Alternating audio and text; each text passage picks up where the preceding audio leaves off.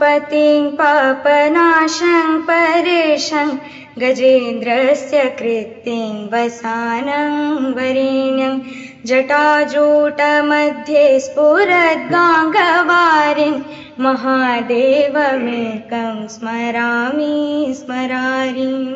महेशं सुरेशं सुरारातिनाशं विभुं विश्वनाथं विभूत्याङ्गभूषं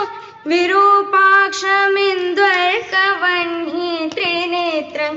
सदानन्दमीडे प्रभुं पञ्चवक्त्रं गिरीशं गणेशं गले नीलवर्णं गवेन्द्राधिरूढं गणातीतरूपं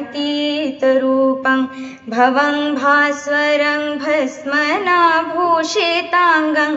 भवानीकलत्रं भजे पञ्चवक्त्रम् शिवाकान्तशम्भु शशाङ्काधमौले महेशानशूलिं जटाजूटधारी त्वमेको जगद्व्यापको विश्वरूप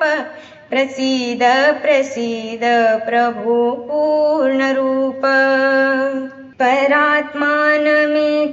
जगद्बीजमाद्यं निरीहं निराकारमोङ्कारवेद्यं